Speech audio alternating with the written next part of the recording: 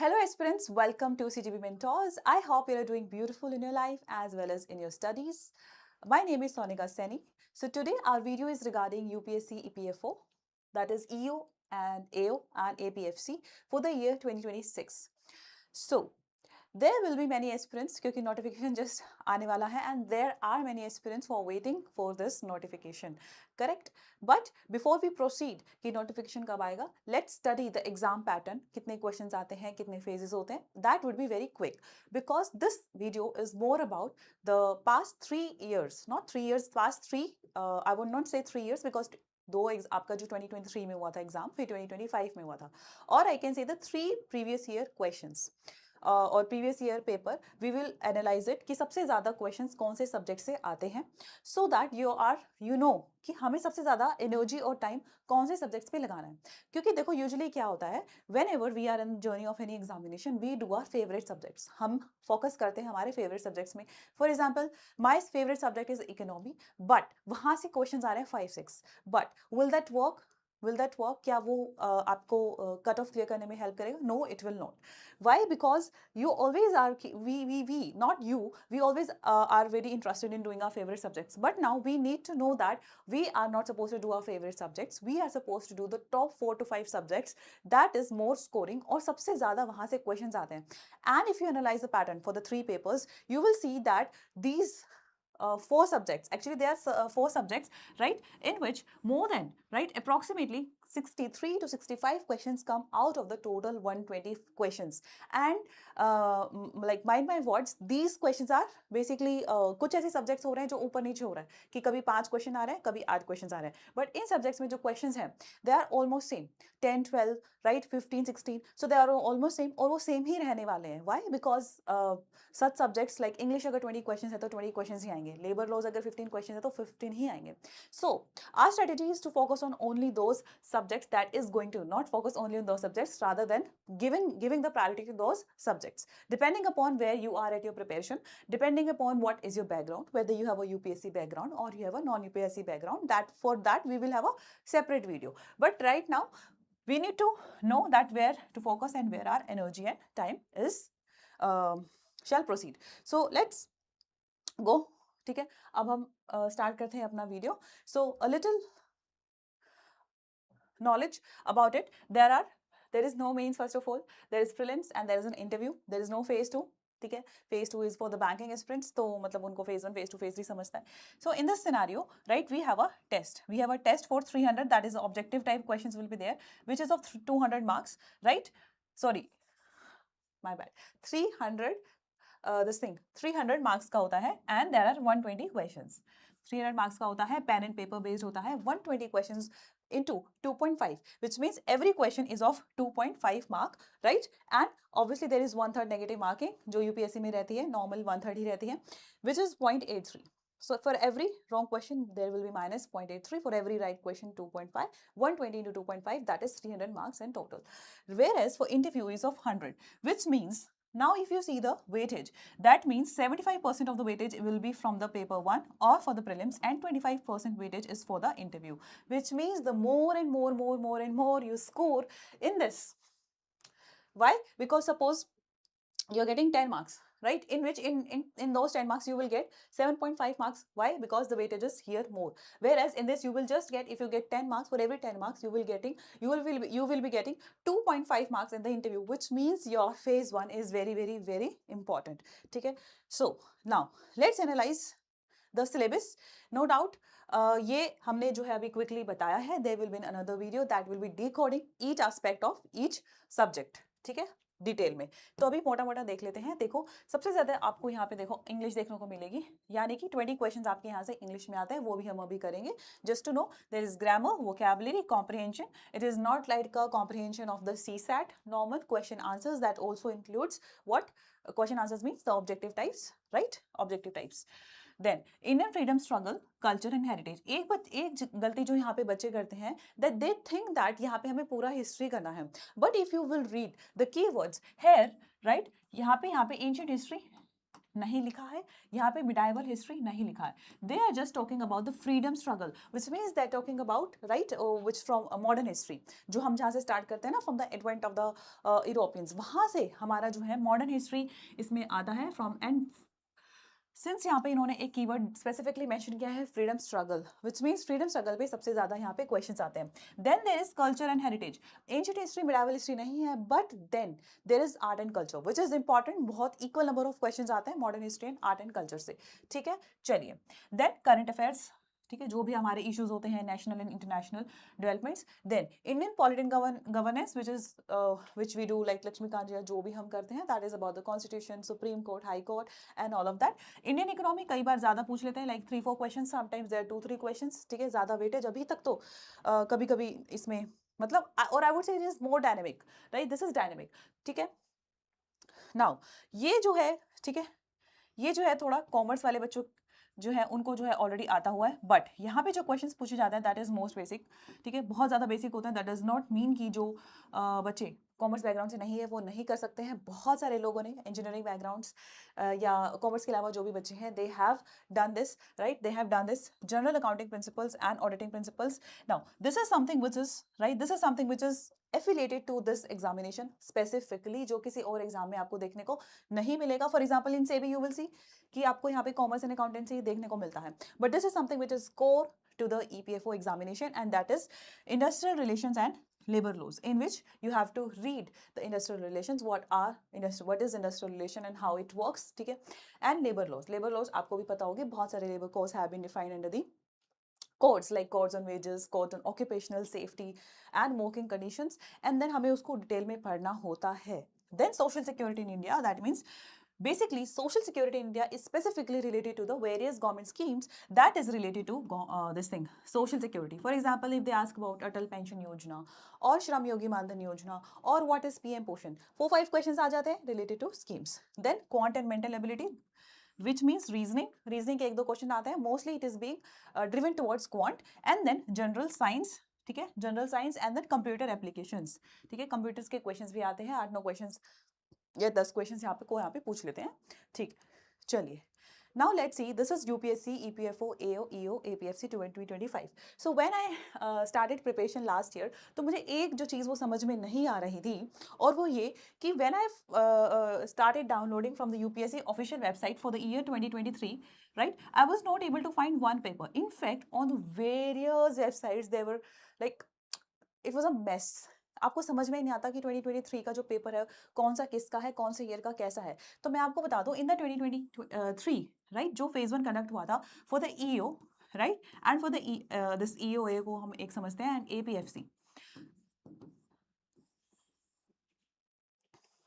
So there were 2 separate papers. Now these 2 separate papers were combined for the year 2025. ठीक है, obviously the cutoffs would be different for the EO, AO and APFC. Cutoff different गई है for the phase 1 and obviously for the entire process. But the point is there was a combined examination in the 2025. In the 2023 there were 2 separate examinations. That is why today I have 3, ठीक है, 3 papers to analyze it. चलिए. Now for the English, if you see, there were 20 questions. For the history and art and culture, if you combine it, there were 9 questions. ठीक है. For the social security, there were 3. That means there were 3 government schemes questions. Economics, you can see, आपका UPSC में economics भर भर के पूछा जाता है, but it is now here 5. In fact, in the exams like RBI, ठीक है, इकोनॉमिक्स आपका जो है कोर होता है, चाहे वो स्टैटिक हो चाहे वो डायनेमिक हो. एनवायरमेंट 2 क्वेश्चंस आए थे, and that was mostly affiliated to the current aspect of it. ठीक है, जैसे परमाथ्रोज पूछ लिया था. General science 9 questions. Now these general science all includes physics, chemistry, biology थोड़ी कम पूछी जाती है, फिजिक्स केमिस्ट्री क्या होते हैं ज़्यादा पूछी जाती है.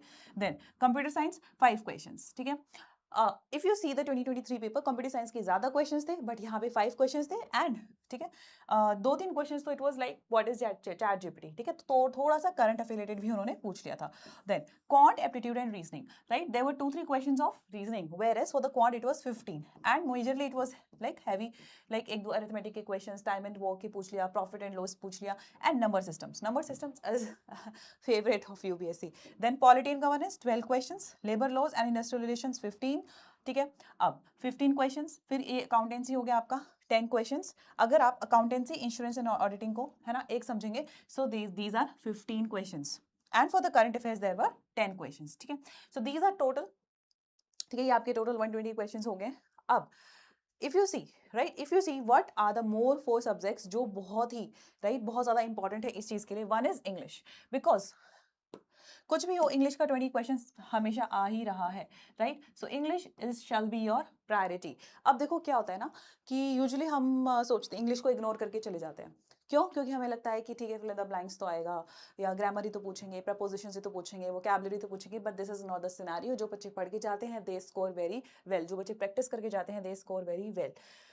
Now, second most important thing is this social security plus labor laws. ठीक है, if you combine labor laws, industrial solution, this and this, ठीक है, you will see there are approximately 18 questions. Right, there are 18 questions for this social security and labor laws and industrial relations. It means आप चाहे कुछ भी करो, इसके questions इतने आएंगे ही आएंगे, क्योंकि ईपीएफओ का एग्जाम है। अगर लेबर लॉज ही नहीं पूछेंगे आप, जहाँ पे एपीएफसी, ठीक है, और यहाँ लेबर के लिए काम कर रहे हो, या लेबर कमिश्नर, या जो भी आपका प्रमोशन जैसे भी होएगा, तो अब आपको ये तो पढ़ना ही पड़ेगा, ठीक है। Then the third more this is accountancy, ठीक है, अकाउंटेंसी एंड ऑडिटिंग। आप देखो यहाँ पे 15 क्वेश्चंस पूछे गए। And the fourth most is जो स्टैटिक जो रहेगा ही रहेगा, दैट इज क्वांट रीजनिंग। कहाँ है क्वांट रीजनिंग? ये रहा। तो this is the fourth thing.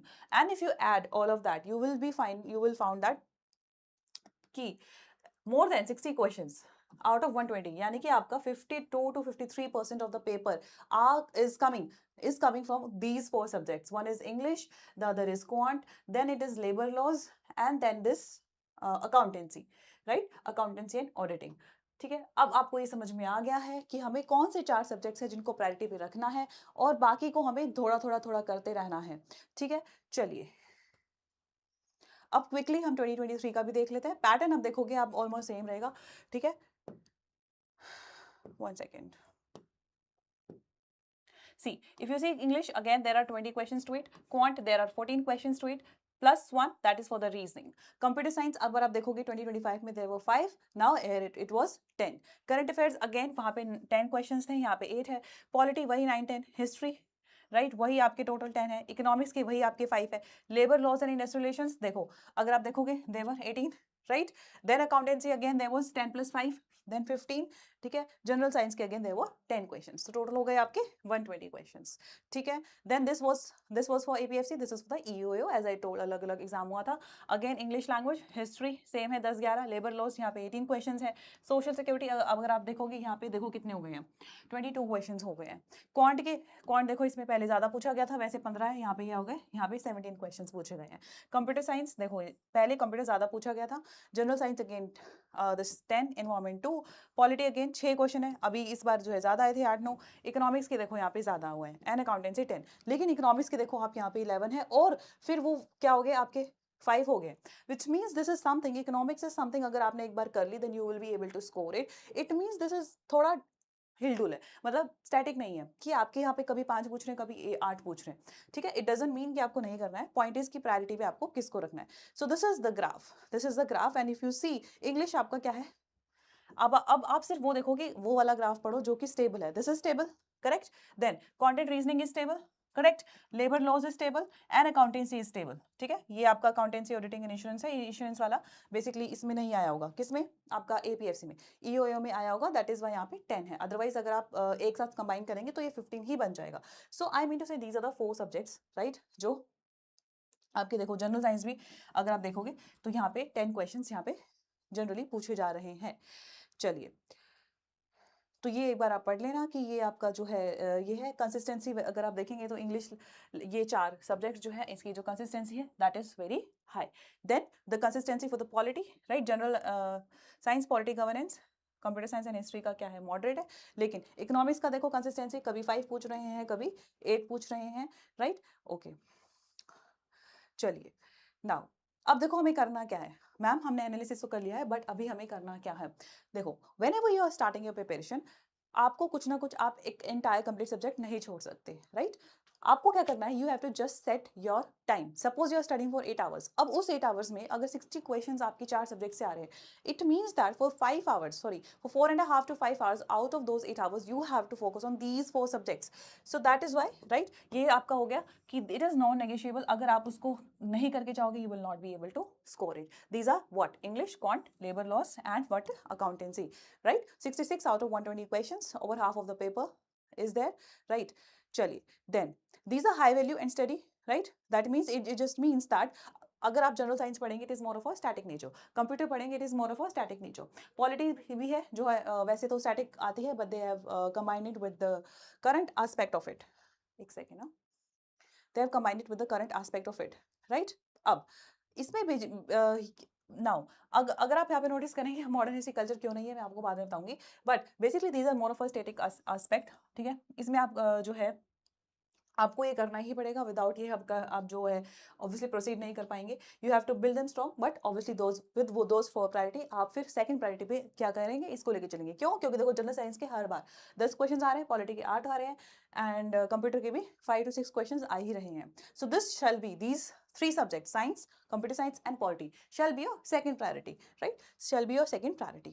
Now coming this is very variable. Why? Because economics के questions ऊपर नीचे हो रहे हैं and history के questions, however let's say अगर हिस्ट्री में 7-8 क्वेश्चंस आ भी रहे हैं, 10 क्वेश्चंस भी आ रहे हैं, बट वो ऐसे क्वेश्चंस आता है ना, नो मैटर कि आपने कितनी पढ़ाई कर रही हो, कहीं ना कहीं आप सारे के सारे क्वेश्चंस नहीं कर पाएंगे. 8 में से आपने 4 भी कर लेना, बस आप सोचो राम जी ने हमारे ऊपर या जो भी आपके इष्ट हैं या जो भी आपके भगवान है, आप ये सोचो कि भगवान ने बहुत अच्छा कर दिया हमारे साथ अगर मैं 50% ऑफ द क्वेश्चंस अगर मैं history and art and culture के अच्छे से कर पाऊँ. क्यों? बिकॉज मैं बहुत पढ़ के गई थी, मुझे पता है कि द आर्ट एंड कल्चर के क्वेश्चंस ऐसे पूछे जाते हैं ना, एंड अगर आपने थोड़ा बहुत भी पढ़ा हो तो वो कंफ्यूज करेंगे, या फिर वो आपने पढ़ा ही नहीं होगा.